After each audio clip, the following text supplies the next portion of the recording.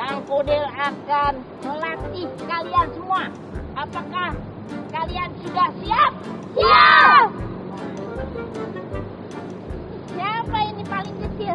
Waduh, hebat. Dari kecil harus mulai disiplin. Ya? Siap? Oke, sekarang kita mulai. Latihan berhitung. Siap? Siap. Oke. Berhitung. Mulai. 1, 2, 3, 4, 5, 6. Nah. Kamu sudah besar, masa nggak bisa ngitung sih? Aduh, malu dong. Ulangi. Sekali lagi. Berhitung. Mulai. 1, 2, 3, 4, 5, 6. Kok 6 lagi? 7. Ada 7 orang. 1, 2, 3, 4, 5, 6, 7. 7 ya, 7. Sekali lagi. Berhitung. Mulai. 1, 2, 3. Berhitung. Mulai. Aduh. Maaf, ternyata yang salah ini si Ucil. Kalau Om Budil bilang berhitung langsung 1 ya. Berhitung. 1, 2, 3, 4, 5, 6, 7. Baru ya, jangan mulai. Kalau mulai Om Budil ya. Siap?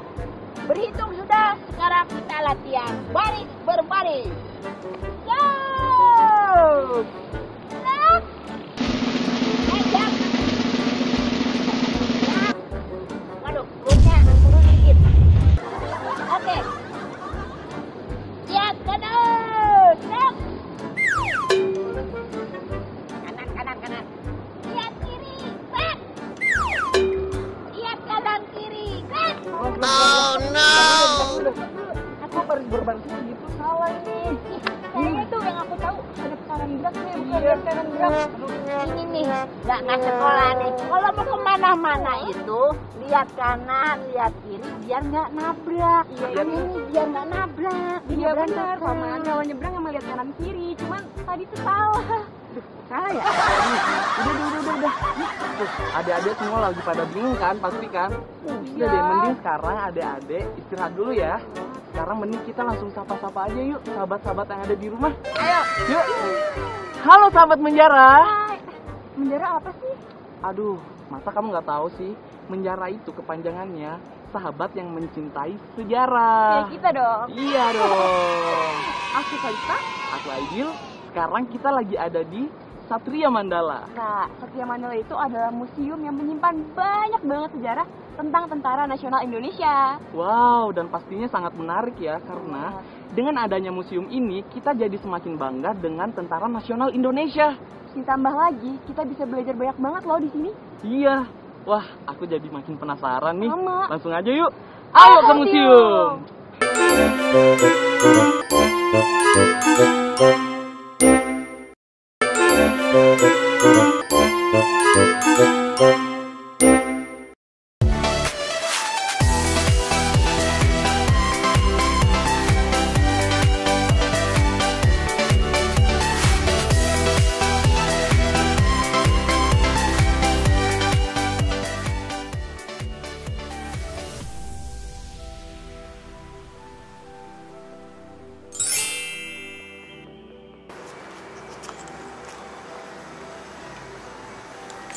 Lihat Kin, pesawatnya bagus banget. Ya, ini pesawat tempur angkat Skyhawk.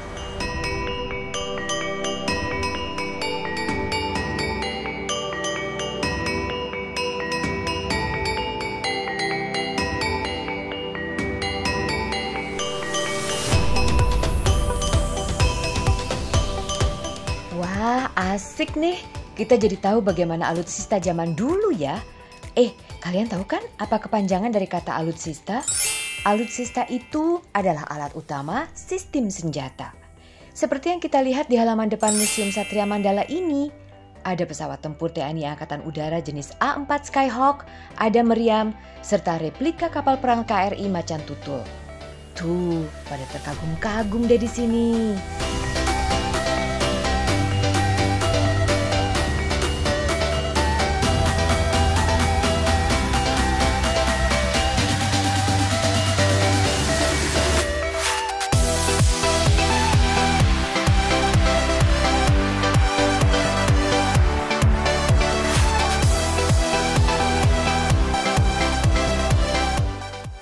Selama masa pandemi COVID-19, ingat ya, setiap pengunjung wajib memakai masker, menjaga jarak, mencuci tangan. Nah, seperti sahabat-sahabat kita ini, semua menaati protokol kesehatan COVID-19.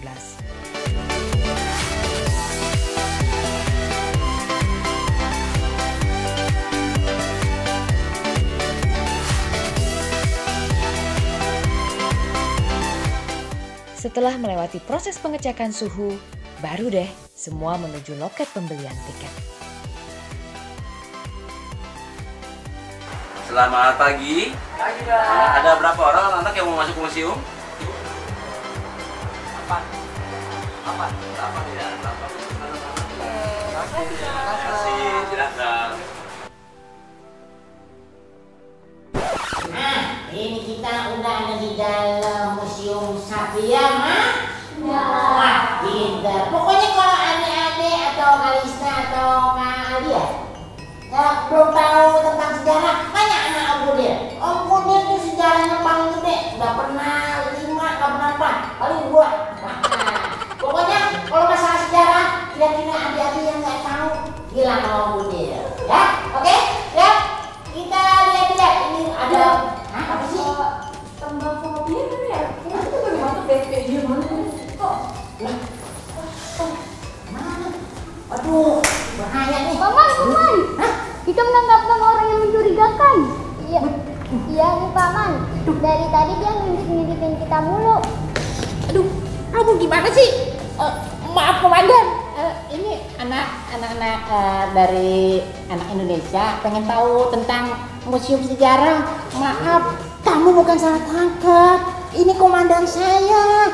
Beliau ini adalah wakil kepala Museum Satria Mandala. Yeah. Jadi mohon maaf, minta apa dulu? Aduh. Pak Komandan, sebenarnya saya nih buat menghibur anak-anak aja. Tapi saya mau tugas lagi ke kolom nih Pak. Wis, lanjut ya. Ya Pak. Iya. Mau dibantu ya Pak. Terima kasih Pak. Assalamualaikum. Salam. Baik adik-adik, selamat datang di Museum Satria Mandala. Adik-adik pernah kesini sebelumnya? Belum. Ya, kebetulan karena kalian belum pernah kesini, Om mau cerita sedikit nih tentang Museum Satria Mandala, tentang sejarahnya museum ya. Jadi adik-adik, museum ini dulu tempat tinggalnya presiden yang pertama. Siapa, ada yang tahu? Presiden Soekarno. Jadi tahun 62 sampai 1970 beliau tinggal di sini. Nah, tahun 1970 beliau meninggal. Akhirnya rumahnya ini, rumah Soekarno ini yang dulu namanya Wisma Yaso, diserahkan ke negara. Dan oleh Presiden Soeharto dialihfungsikan menjadi museum. Diberi nama Museum Satria Mandala. Untuk lebih tahu tentang museum dan koleksinya, kita langsung menuju ke TKP. Come on.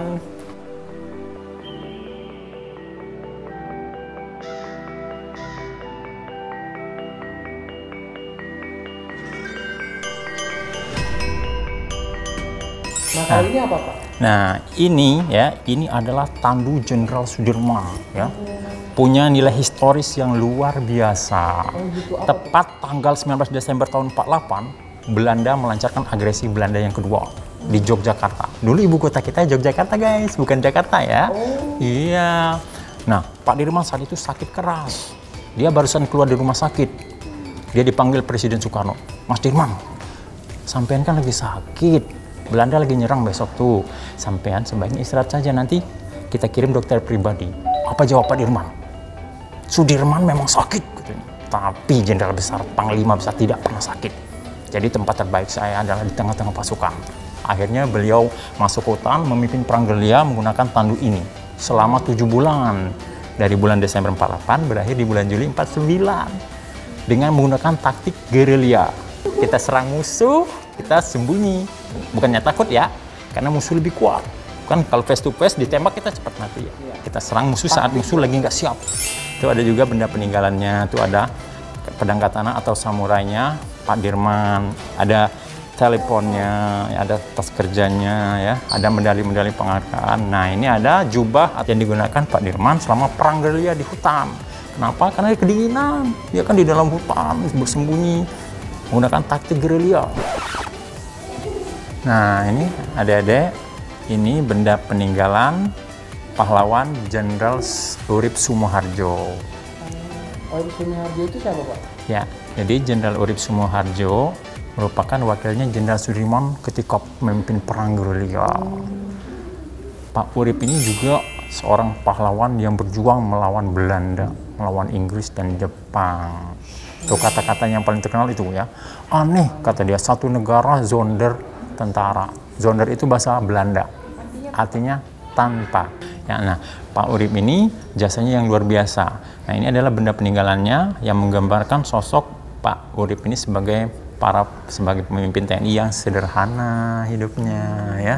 Tapi beliau mempunyai tujuan dan semangat juang yang luar biasa, sehingga kita bangsa Indonesia menikmati kemerdekaan atas jasa Pak Urip ini.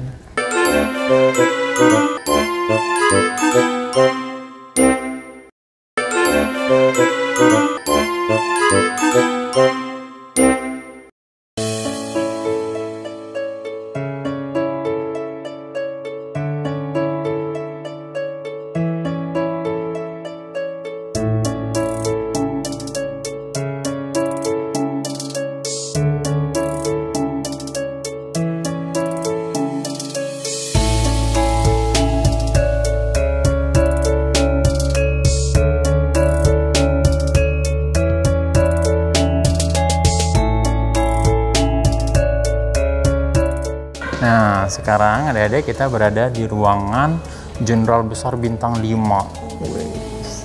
Jadi di Indonesia ada 3 jenderal yang mendapat anugerah Bintang 5. Kita lihat ya. Dan tahun 1965 ada pemberontakan, namanya apa? PKI. Beliau hampir jadi korban penculikan gerombolan pemberontak PKI. Dari 7 jenderal, beliau yang selamat. Tuh, Jenderal Nasution, ya. Nah, atas jasanya itu dia dapat anugerah Jenderal Bintang 5. Jadi di Indonesia ada 3 jenderal nih, ya. Adik-adik yang dapat anugerah Jenderal Bintang 5. Yang pertama Jenderal Sudirman, yang kedua Jenderal Soeharto, dan terakhir Jenderal Nasution. Jadi sosoknya luar biasa. Ini pakaian seragamnya beliau nih, lihat nih ya. Ini namanya PDU 1. Ini pakaian yang digunakan untuk upacara-upacara hari besar seperti hari kemerdekaan, peringatan hari-hari TNI. Oke, kita menuju ke ruangan Jenderal Soeharto. Nih sama dengan Pak Nasution, Pak Dirman, dia juga mendapat anugerah Jenderal Bintang 5. Kalau Kalista bintang berapa? Yang 7, ya kan? Nih, kalau Pak Soeharto nih dulu jabatan terakhir sebagai apa? Presiden Republik Indonesia, ya. Beliau memimpin perang juga kayak Pak Dirman, ya, luar biasa. Dan puncaknya ketika PKI memberontak tahun 65, Jenderal Soeharto saat itu sebagai Pangkostrat, ya, memimpin menumpas pemberontakan PKI dan berhasil. Coba bayangkan kalau saat itu Pak Harto dan pasukannya dan rakyat Indonesia tidak berhasil menumpas PKI. Ideologi kita bukan Pancasila, tapi komunis. Kita nggak boleh punya agama, ya kan? Nggak bisa sholat kalau umat Islam. Pokoknya komunis nggak boleh punya agama. Pak Harto jadi pahlawan yang memimpin penumpasan pemberontakan PKI, Partai Komunis Indonesia. Nah, ini pakaian seragam Pak Harto nih. Sama, ini PDU 1, pakaian kebanggaan. PDU apa? Pakaian upacara. Dia dianugerahkan Jenderal Bintang 5. Jadi tidak gampang ya guys untuk mendapatkan anugerah bintang 5 ini.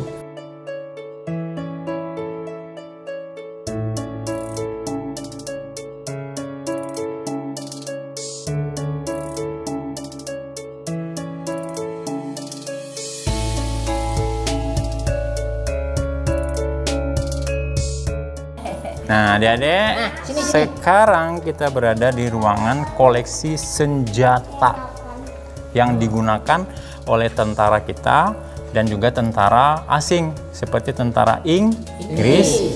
Nah, ini ya ada beberapa senjata rampasan yang berhasil kita rampas dari tentara-tentara asing tersebut. Salah satunya dari tentara Inggris ya.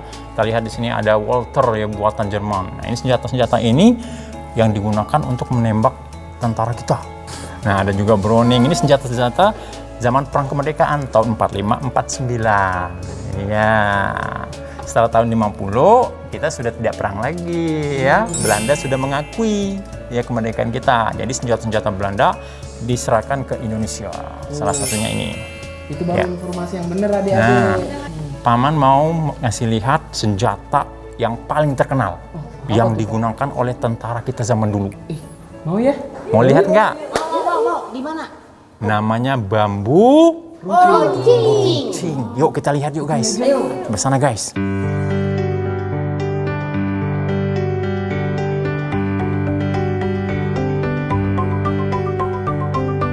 Ya, baik adik-adik.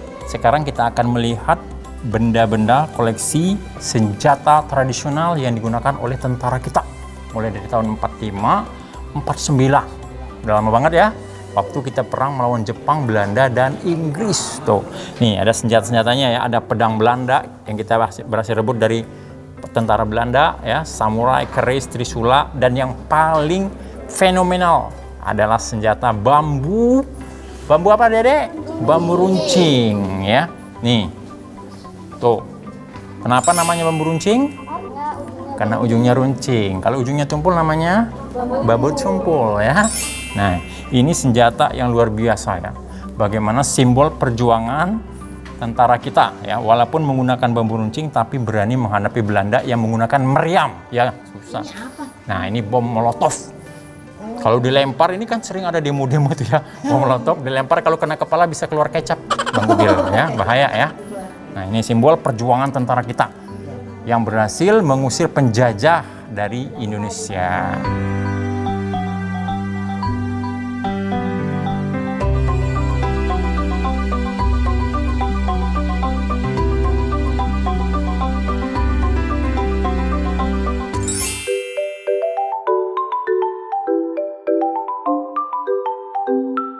Kita lanjut yuk menjelajah ke Taman Dirgantara Museum Satria Mandala. Di sini terdapat 12 pesawat yang salah satunya adalah pesawat Selawah yang nama aslinya dari negara pembuatnya yaitu USA atau Amerika Serikat adalah pesawat Dakota. Pesawat ini adalah pesawat sumbangan rakyat Aceh. Karena itu diberi nama Selawah yang artinya Gunung Emas atau Bukit Emas.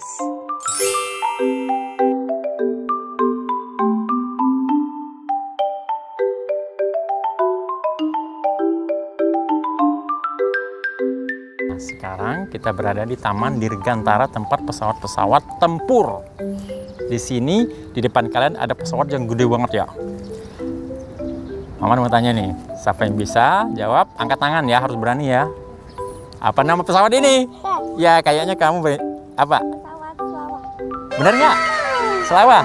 Keren, tepuk tangan dulu dong. Wih, luar biasa tuh, dapat hadiah ya. Ini ada uang 2 miliar ya, jangan dihabisin ya.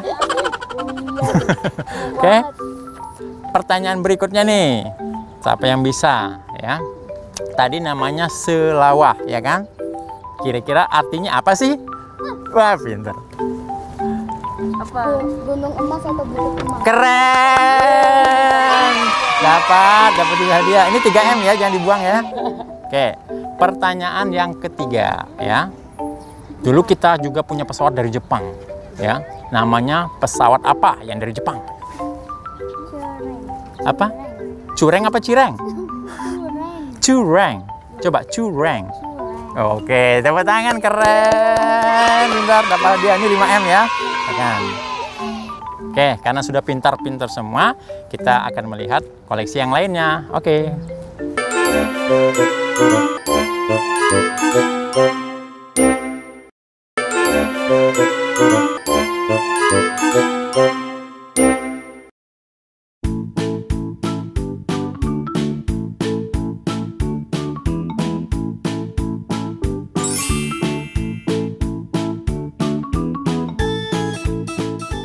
Ayo kita menjelajah lagi. Di sebelah Taman Dirgantara terdapat beberapa koleksi kendaraan tempur seperti panser amfibi yang bisa beroperasi di darat dan di air yang digunakan dalam operasi Trikora, pembebasan Irian Barat tahun 1961-1963. Ada juga mobil dinas Panglima Besar Jenderal Sudirman serta berbagai jenis tank serta panser lainnya.